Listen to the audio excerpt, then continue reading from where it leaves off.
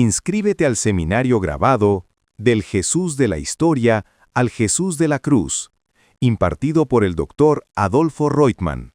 Para más información, escríbenos al WhatsApp Shalem. Buen día, amigos.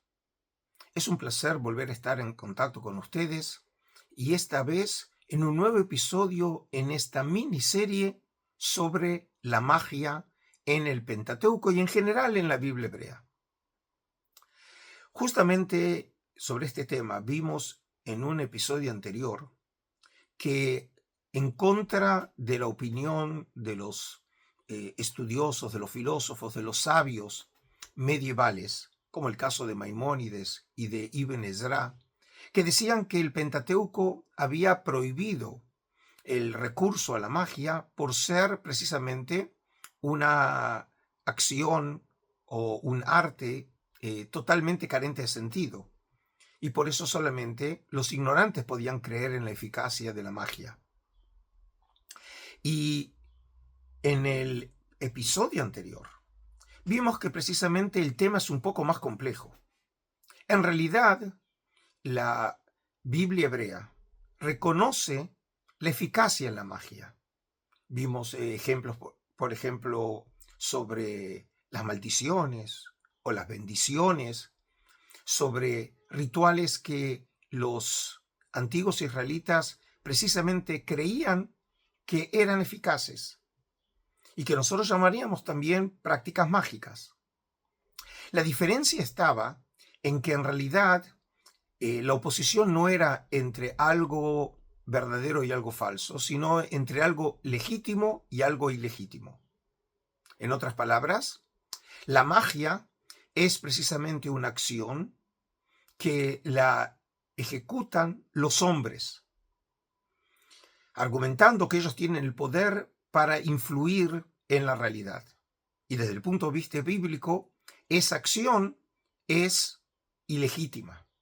Por el contrario, recurrir, en este caso, a Dios y a acciones que tienen en última instancia como fundamento a Dios, esas acciones, aun cuando nosotros diríamos que también parecería ser una acción mágica, en última instancia esas acciones sí son legítimas. Ahora, para poder nosotros un poco afinar esta tensión que existe en derredor del concepto de la magia ilegítima o la magia legítima, quiero hoy precisamente con ustedes centrarme en este nuevo episodio de Adolfo Interpreta en un texto bíblico en el Pentateuco, específicamente en la historia que tenemos en el libro de Éxodo, capítulo 7, en donde se nos habla de ese encuentro entre Aarón y Moisés con el faraón, cuando realmente la intención, en este caso, de Aarón y Moisés es solicitarle a faraón que deje en libertad a los israelitas esclavos en Egipto.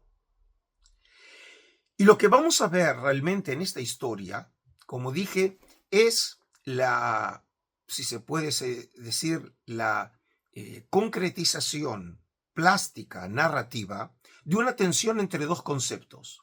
Por un lado, el concepto de magia, en hebreo se lo llama kishuv o kesem, y precisamente los prodigios divinos, que en este caso se lo conoce como otot o muftim, es decir, signos y señales. Desde el punto de vista técnico, aun cuando desde nuestra perspectiva parecen ser acciones similares, pero tienen, desde el punto de vista de la religión bíblica, tienen sentidos diferentes. Entonces, como dije, la magia tiene que ver precisamente con la acción de los hombres, mientras que los signos y señales son prodigios divinos. Y en este caso, esas acciones que modifican la realidad tienen en última instancia su origen en Dios. Y como Dios es todopoderoso, por supuesto, Él puede ejercer ese poder sobre la realidad. Ahora, teniendo en cuenta estos dos conceptos que la Biblia hebrea los ve como opuestos, quiero ahora entonces leerles a ustedes el texto de Éxodo capítulo 7. El texto reza así. Habló Yahvé a Moisés y a Aarón y dijo, cuando Faraón os diga haced algún prodigio, dirás a Aarón, toma tu cayado y échalo delante de Faraón, y que se convierta en serpiente. Presentáronse pues Moisés y Aarón a Faraón, e hicieron lo que Yahvé había ordenado. Aarón echó su cayado delante de Faraón y de sus servidores, y se convirtió en serpiente. También Faraón llamó a los sabios y a los hechiceros, y también ellos, los sabios egipcios, hicieron con sus encantamientos las mismas cosas. Echó cada cual su vara y se trocaron en serpientes, pero el cayado de Aarón devoró sus varas. Este texto, que es la historia que en realidad sirve de manera de prólogo o anticipo a lo que luego van a suceder, que van a ser las 10 plagas, cuyo propósito era finalmente obligar a Faraón que libere a Israel de Egipto, comienza realmente con esta historia en donde vemos una competencia entre Aarón y Moisés y los magos egipcios. Ahora, este texto nos habla de una vara que muchas veces, por ejemplo, se la confunde con la vara de Moisés, pero el texto en este caso no habla de la vara de Moisés, habla de la vara de Aarón. Y esto es interesante porque el texto dice que Aarón tira la vara y se convierte en una serpiente. Y esta historia, digamos, sobre una vara que se convierte en serpiente, en realidad ya la habíamos leído en una sección anterior en el libro de Éxodo, pero en este caso no era la vara de Aarón, sino era la vara de Moisés.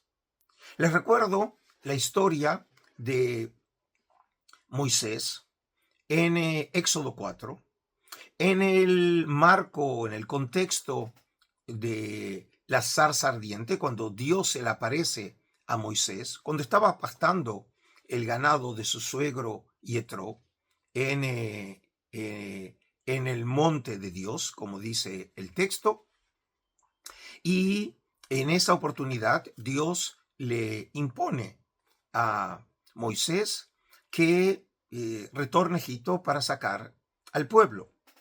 Y Moisés duda, y entre esas dudas es ¿por qué la gente le va a creer a él?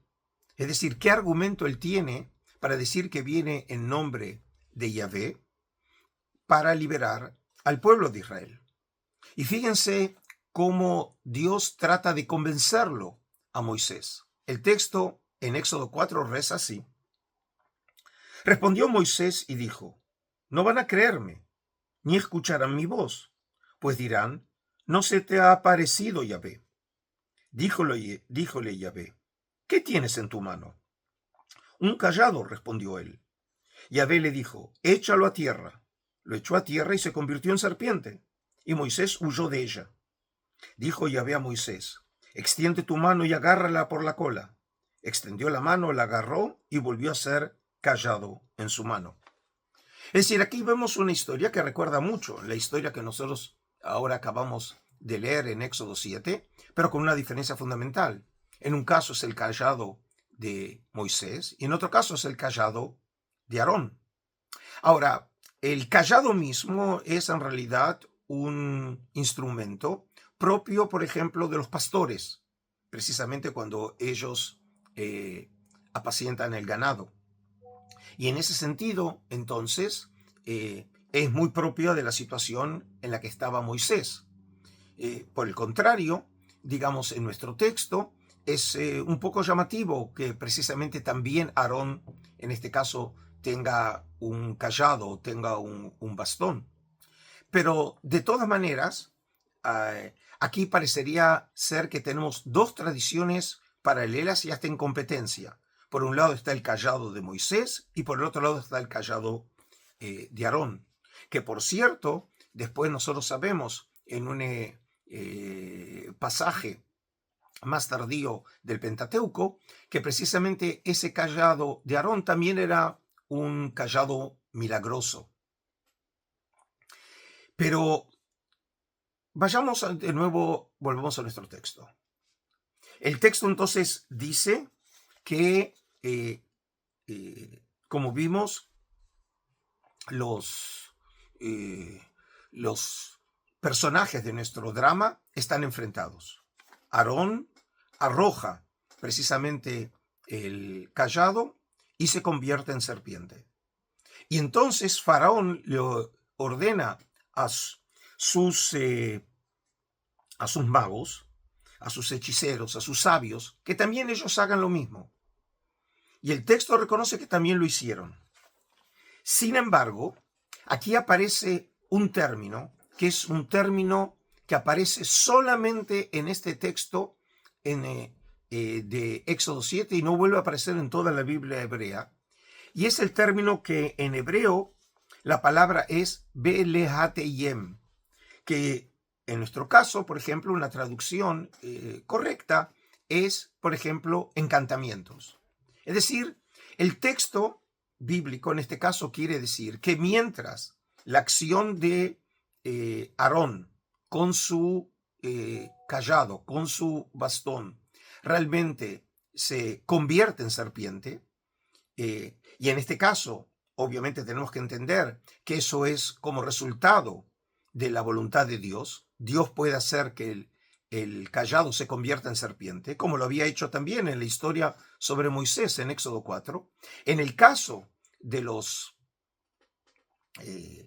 hechiceros egipcios, eso fue por medio de encantamientos, lo que diríamos nosotros que fue un tipo de truco, un tipo de artilugio que ellos hicieron precisamente algo que parecería ser similar a lo que había hecho Aarón. Y en este caso es como que salieron empatados.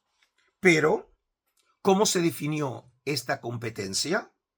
Se definió cuando el cayado de Aarón se devoró, es decir, se tragó, se comió a las serpientes de los hechiceros. Ahora, podemos decir, esta competencia entre Aarón y los sabios egipcios, que viene a demostrar en realidad que el poder de Yahvé es superior al poder de los egipcios, porque en este caso es un poder verdadero, porque Dios está detrás de la acción de Aarón, mientras que en el otro caso en realidad son magos y por eso recurren a encantamientos. Esta cuestión precisamente aparece claramente marcada en la versión de el gran historiador judío, pero en este caso también exégeta, Flavio Josefo, un sacerdote jerosolimitano, en la segunda mitad del siglo I de nuestra era, que siempre lo conocemos, nosotros lo mencionamos como historiador, pero por ejemplo, en una obra monumental que se llama Antigüedades Judías, lo que hace Josefo en la mitad de su obra es realmente contar la historia del mundo, cuando realmente el texto fundamental que él tiene frente a sus ojos para contar esa historia, donde precisamente el personaje central es Israel, es la Biblia hebrea. Y entonces lo que sucede es que cuando Josefo cuenta la historia del pueblo de Israel, usando la Biblia hebrea, en realidad se transforma en un exégeta. Y en este sentido es interesante ver cómo Josefo recuenta la historia que tenemos en Éxodo 7, pero ahora en la versión de Josefo. Y como van a ver, también trata de solucionar algunos problemas exegéticos. La versión de Josefo reza así: Como el rey ridiculizara a Moisés, le hizo ver los signos que le fueron dados en el Sinaí. Es decir, lo que había sucedido era que Moisés vino ante Faraón y precisamente uno de los propósitos de los signos que le había mostrado Yahvé a Moisés en ocasión de su revelación de la zarza ardiente, era que por medio de esos signos, de esas señales, aquellos que ponían en duda la verdad de sus palabras, precisamente le creyeran. Y eso es lo que hizo también Moisés. Moisés realmente vino y le mostró esas señales. Y el texto continúa así. El rey se enojó, lo trató de malvado y lo acusó de haber huido de su esclavitud en Egipto, para volver ahora a sorprenderlo con trucos engañosos y milagros de artes mágicas. Es decir, ahora Josefo lo que hace es precisamente crear esta tensión en donde Faraón dice no creerle por el hecho que en realidad lo que él está haciendo es recurrir a trucos. Es decir, podríamos decir entre paréntesis, Faraón entiende que la acción de Moisés es realizada con las mismas técnicas o las artes mágicas que también usaban sus propios hechiceros. Y entonces el texto continúa así. Diciendo esto, ordenó a los sacerdotes que le hicieran ver idénticos milagros, porque los egipcios eran hábiles en esas prácticas. Él no era la única persona que las sabía. Y si pretendía que eran divinas, añadió, solo sería creído por los ignorantes. Los sacerdotes arrojaron sus varas, que se transformaron en serpientes. Pero Moisés no se amilanó y dijo, no desprecio, rey, la sabiduría de los egipcios, pero afirmo que lo que yo hago es superior a lo que ellos hacen con artes mágicas y triquiñuelas, porque el poder divino es superior al humano. Pero voy a demostrar que lo que yo hago no son producciones de la magia, ni de las artes de imitación, sino apariciones que surgen por la previdencia y el poder de Dios. Es decir, que ahora Josefo justamente pone... No te pierdas la conferencia en vivo. ¿Messi? ¿Un dios en la tierra? El domingo 7 de junio, a las 10 a.m., hora Ciudad de México, con una duración de 2 horas aproximadamente. Para más información, únete al link en la descripción o comunícate al número de WhatsApp Shalem. El dedo en la llaga. Es decir, justamente le hace decir a Moisés que en realidad él no recurre a la magia, sino que recurre precisamente al poder de Dios. Y en este caso, precisamente, Josefo se adelanta a lo que sucede en el texto bíblico. Ahora, como ven, en realidad José está reinterpretando la historia de Éxodo 7, pero con una diferencia fundamental. En este caso, no se habla de la vara de Aarón, sino que se habla de la vara de Moisés. Y esto es precisamente porque Josefo sentía que aquí había un problema textual, dado que si antes se había hablado de la vara de Moisés en Éxodo 4, ¿por qué ahora se habla de la vara de Aarón en Éxodo 7? Y él lo que hace es solucionar el problema exegético, transformando ahora o modificando la historia y centrándola en derredor del cayado de Moisés, que sabemos que después va a jugar otro papel en las historias bíblicas. Lo que no sabe aquí Josefo es que en realidad muy probablemente tenemos acá dos versiones que fueron de alguna manera combinadas en el texto bíblico, una tradición que hablaba del cayado de Aarón y otra que hablaba del cayado de Moisés. Pero bueno, volviendo entonces ahora a nuestro texto, veamos entonces, después de esta declaración, podemos decir en los términos teológicos, que Josefo entiende e interpreta correctamente que tienen como origen nuestra historia en Éxodo 7, el texto reza así. Diciendo esto, arrojó al suelo su vara y le ordenó que se convirtiera en una serpiente. La vara obedeció, recorrió la estancia y devoró la vara de los egipcios, que parecían serpientes, hasta que los consumió enteramente. Y luego recuperó su forma anterior, y Moisés la tomó de nuevo en su mano. Es decir, aquí, como ven, obviamente sucede lo que también cuenta Éxodo 7, la vara, en este caso dijimos que es la de Moisés, no la de Aarón, traga, consume, devora a las serpientes, y al final lo que hace Moisés es tomar de nuevo esa serpiente que se transforma en vara, de la misma manera que había sucedido al final del texto en Éxodo 4, cosa que en nuestra versión masorética del texto no aparece ese detalle. Ahora, lo que quiero es que nos centremos ahora, en los próximos minutos, en el relato mismo, dado que el texto realmente supone una realidad egipcia. Y esto es muy interesante por lo siguiente. Quiero centrarme ahora en el tema del cayado, que como dijimos, en realidad había aparecido en la historia de Moisés, porque el cayado es algo propio de los pastores. Ahora, la magia juega un papel fundamental en el mundo egipcio. Nosotros, por ejemplo, conocemos amuletos egipcios, como pueden ver ahora en la imagen de un gato que es muy propio de la civilización egipcia. Tenemos encantamientos, por ejemplo, incluso contra serpientes o contra fuerzas malévolas. Tenemos figurinas mágicas, como habíamos visto nosotros con los textos de execraciones en un episodio anterior. Es decir, la magia ocupaba un papel central en la civilización egipcia, hasta tal punto que esa magia en realidad está jugando un papel central en la historia que nosotros estamos leyendo en Éxodo 7, y podemos decir que para decodificar la historia en su significado original tenemos que volver precisamente a esa civilización egipcia. Pero antes de eso quiero otro punto señalar. Hablamos nosotros del cayado. Y el cayado, precisamente, era un símbolo de poder en el mundo egipcio.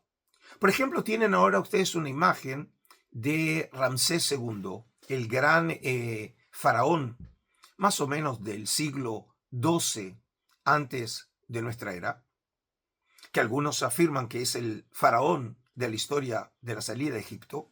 Y fíjense que uno de los atributos que tiene siempre el faraón es el cayado, donde ustedes lo ven que su forma es una forma curva en la parte superior, y eso se debe a que realmente en el origen ese cayado venía a significar el poder de faraón como el pastor de su pueblo. Es decir, lo que era en el origen precisamente el cayado del pastor para el ganado, se transformó ahora en el símbolo de poder de los egipcios. Y según los egipcios, este cayado tenía poder, porque era precisamente el poder que había recibido Faraón de los dioses. Ahora, cuando hablamos de poderes y de magia, en Egipto hay un dios de la magia que se llama el dios Heka. Fíjense, por ejemplo, en esta imagen cómo se lo representa al dios Heka. Heka aparece en forma humana, a veces sobre la cabeza tiene una rana, y ve que en las manos tiene dos serpientes entrecruzadas que precisamente representan ese poder, porque las serpientes están asociadas también con las fuerzas del mal. Y precisamente el tener en la mano serpientes es una manera para aventar el mal. Esta misma simbología lo podemos ver en esta representación que ustedes ven ahora de Harpócrates, que es el nombre en la época griega del dios Horus. Y fíjense que también en la mano lo que tiene son serpientes. O por ejemplo, en esta próxima imagen tienen también al dios Bes. El dios Bes aparece como un enano barbudo que a pesar de su forma, podemos decir, y su apariencia grotesca, realmente era un dios positivo que era protector, por ejemplo, de los niños, de las familias, de las parturientas, de los nacimientos. Y fíjense que también, ¿qué es lo que tiene en la mano? Tiene en la mano también una serpiente.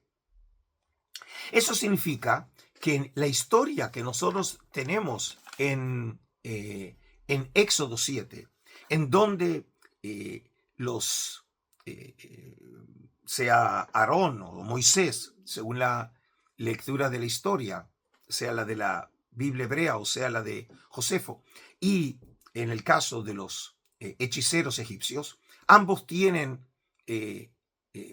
callados en la mano, y esos bastones, esos callados se convierten en serpiente. Es decir, esta imagen de tener en la mano un callado y tener serpiente, que parecían ser intercambiables, lo encontramos precisamente en el mundo de Egipto.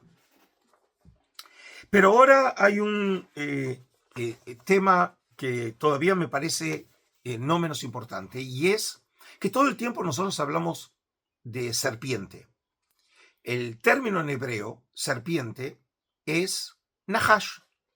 El texto, por ejemplo, en Éxodo 4, con Moisés, precisamente hablaba de un Nahash y del callado que se había convertido en Nahash.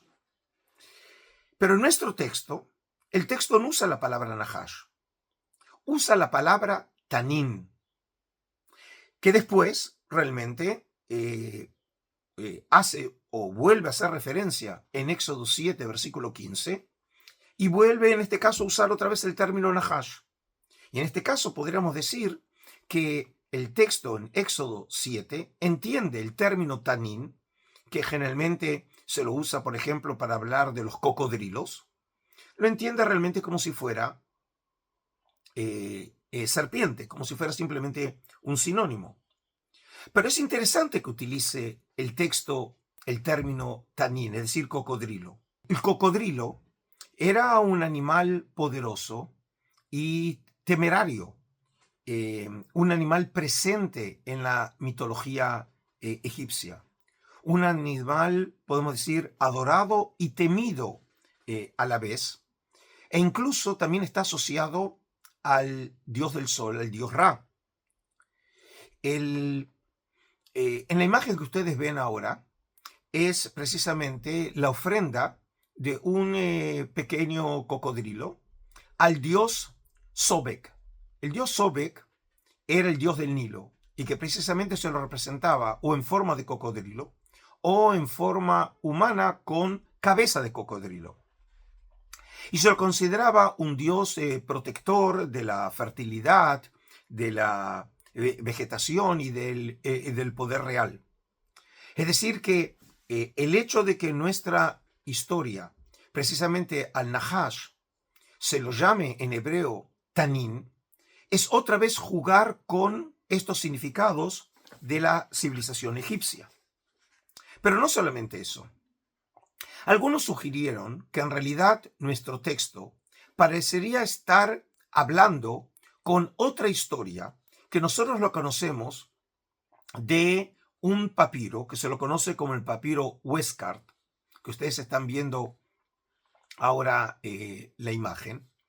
Y este papiro contiene o presenta 5 historias precisamente que están muy asociadas al tema de la magia.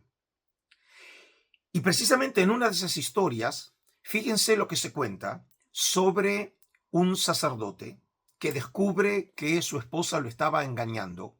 Y fíjense cómo recurre a la magia del uso mágico del cocodrilo precisamente para castigar a este amante. El texto, en la sección que me interesa a mí y que es relevante para nosotros, reza así. Después de que la tierra se aclarara y que un segundo día hubo llegado, el siervo que estaba a cargo del jardín fue a encontrarse con Ubaoné y le puso al corriente de este asunto. Es decir, en este caso, el momento que tomamos la historia es cuando el sirviente le había precisamente puesto al tanto a este sacerdote sobre las andanzas de su esposa con su amante. Y entonces, fíjense ahora lo que hace el sacerdote. Entonces Ubaoné le dijo: tráeme mi estuche de madera de ébano y de oro. Y confeccionó un cocodrilo de cera de una longitud de 7 pulgadas y leyó sobre él una fórmula mágica, a saber: quien quiere que venga para bañarse en mi estanque, apodérate de él. Después se lo devolvió al servidor y le dijo: una vez que el burgués haya bajado al estanque, según su cotidiana costumbre, arrojarás el cocodrilo de cera tras él. El siervo se regresó llevando consigo el cocodrilo de cera. Es decir, el texto nos está aludiendo precisamente a una técnica mágica, por el cual él lo que hizo es simplemente una figurina de cera de un cocodrilo, muy pequeño, esa imagen, y se lo dio en mano a este siervo. Y fíjense ahora qué es lo que sucede. La mujer de Ubaoné envió a decir al siervo encargado del jardín: haz que se prepare el pabellón que está en el jardín, pues he aquí que voy para allá para estar un rato. El pabellón fue entonces provisto de todo tipo de cosas buenas. Y entonces ellas fueron y pasaron una jornada agradable con el burgués. Y cuando la tarde llegó, el burgués fue al estanque según su cotidiana costumbre. El siervo arrojó entonces tras él al agua el cocodrilo de cera, y éste se transformó en un cocodrilo de 7 codos y se apoderó del burgués. Es decir, que aquí vemos que el texto nos cuenta que esa pequeña figurina de cera, cuando fue arrojada al agua, esa figurina del cocodrilo se transformó en un cocodrilo de verdad. Y esto era precisamente por el encantamiento que él había proferido, y se terminó tragando precisamente a este burgués, es decir, al amante de su esposa. En nuestro caso es lo que realmente sucede en nuestra historia. También los magos hechiceros de Faraón consiguen transformar sus bastones, sus callados, en serpientes. Pero en nuestra historia, en realidad, lo que sucede no es que los callados de Faraón se comieron al callado de Aarón, sino que sucedió todo lo contrario. El callado de Aarón, o en la versión de Josefo de Moisés, fue el que se tragó, él consumió los callados de los callados serpientes de los sacerdotes. Lo que significa que también este tema es un tema que podemos encontrar su sentido en la civilización egipcia. Entonces, para finalizar y resumiendo, nuestra historia parecería estar construida siguiendo temas que se conocen en la civilización egipcia. El tema de la magia de los egipcios, el tema de el callado, o en este caso instrumentos propios del poder de Egipto, como dijimos, el callado del faraón, ¿sí? Se convierte en serpientes. Pero por el otro lado, nuestro texto está construido según el tema teológico del poder de los signos y señales de Dios, es decir, en nuestros términos, de la magia de Dios, que es superior a la magia de los magos. Porque como lo afirma este texto, los magos recurrían precisamente a encantamientos, es decir, a artilugios, a trucos, mientras que en el caso de la magia del Dios de Israel, no es magia en el sentido que nosotros lo vemos como un truco, sino en realidad una acción verdadera del poder de Dios que puede modificar el universo. Entonces, amigos, espero que hayan disfrutado de este encuentro y seguiremos explorando en próximos episodios en esta miniserie sobre la magia en la Biblia hebrea a la luz del Oriente Antiguo. Me despido entonces con un cálido shalom desde la tierra de Israel. Inscríbete a la nueva serie digital, Los rollos del Mar Muerto, Qumrán, Esenios y los orígenes del cristianismo, desarrollada y presentada por el Dr. Adolfo Roitman, producida y filmada en Israel por Hartzaot Meakursá. Para más información, escríbenos al WhatsApp Shalem